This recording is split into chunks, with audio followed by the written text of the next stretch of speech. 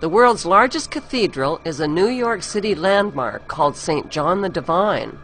It was built with funding from the Grand Master of the Masons of the State of New York. Using the art style of the grotesque, this sculpture next to the cathedral features sun worship, bizarre mythical creatures, and the upside-down head of Satan. There is a John Lennon quote that says, "One day the world will live as one." On the western facade of the cathedral, stonemasons have sculpted a chilling depiction of the collapse of the Twin Towers and the destruction of New York City and its landmarks. This scene was created in 1997, 4 years before the destruction of the Twin Towers on 9/11. Other recognizable skyscrapers are the Chrysler Building and the Citigroup Center. The cathedral's pillar on the left shows the Brooklyn Bridge crumbling, cars and buses falling into the churning waters, and the Statue of Liberty sinking. Beneath this horrifying prophecy is the New York Stock Exchange, with street people selling all around it. The pillar on the right depicts the 4 horsemen of the apocalypse, riding white, red, black, and pale horses that symbolize conquest, war, famine, and death. Another pillar depicts the birth of the Antichrist, who is surrounded by mummies. Below the birth is a lamb with its legs tied. The book of Revelation refers to the Antichrist as the beast, coming up out of the earth and having 2 horns like a lamb. Right below the tied lamb is a spiral vortex, symbolizing a change of consciousness. Below it are people worshiping the energy vortex of the Antichrist figure.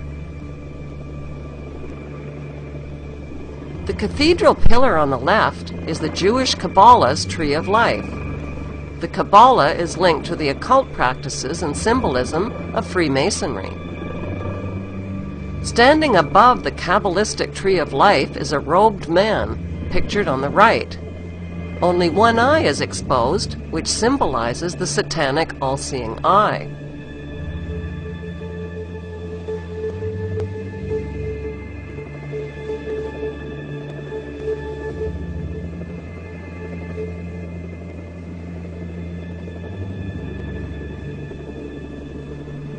Our second stop in New York City is the United Nations headquarters, which was built in 1945 and financed largely by John D. Rockefeller.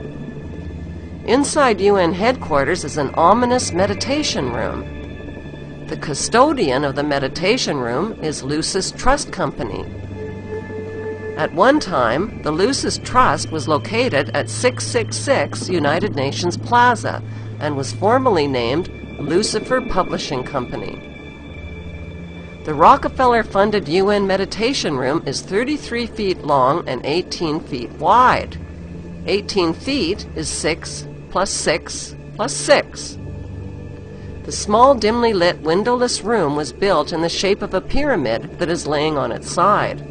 At the center of the room is a 4-foot-high, black, casket-shaped stone slab which weighs 6.5 tons.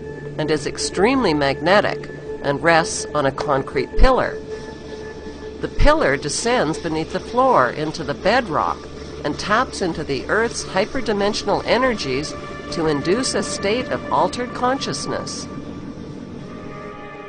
Not far from the meditation room is the United Nations Security Council chamber. This is the emergency room of the UN, where the world leaders meet when there is a threat to peace. They decide the fate of nations. Even though Israel has over 200 uninspected nuclear weapons and has violated dozens of resolutions, no sanctions are ever imposed because of the United States' veto powers. Notice the giant mural that towers over the Security Council room. The central focus of the UN mural is the phoenix bird that has risen. The phoenix bird is a symbol of Lucifer.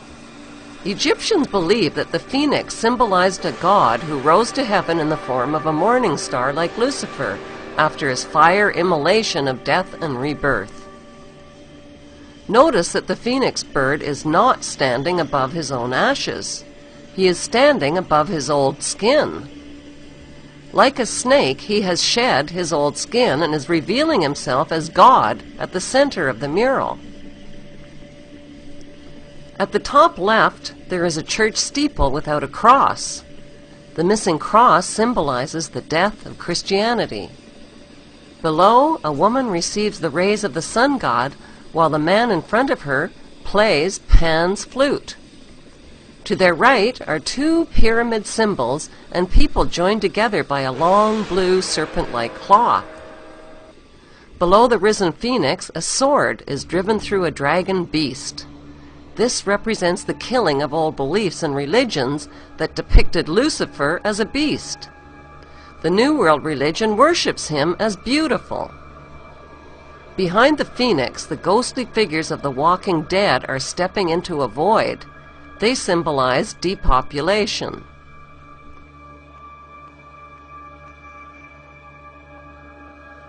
On the right panel, the pale horse from the book of Revelation is the bringer of death to humanity through weapons, hunger, and disease.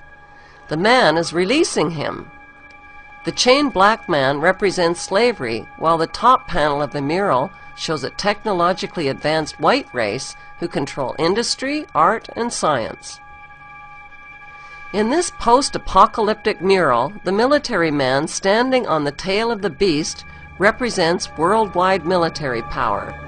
He tips his helmet to the elite, who are climbing out from underground cities where they safely hid from the apocalypse. In the main oval panel above the phoenix bird, a woman is holding flowers. She is the bride in a wedding ceremony. Who are these newlyweds that are kneeling submissively beneath the serpent in the overhead tree? Could the newlyweds symbolize William and Kate? The serpent in human form is tempting the little girl Eve, who accepts the apple. On the right side of the top panel, a reptilian green creature with scaly skin is dancing with a naked woman while musicians entertain him. The general message of the UN's Phoenix Rising mural is that humanity is stepping into a new Luciferic reality. Beneath this disturbingly prophetic mural, world leaders make global decisions that affect the lives of nearly 7 billion people.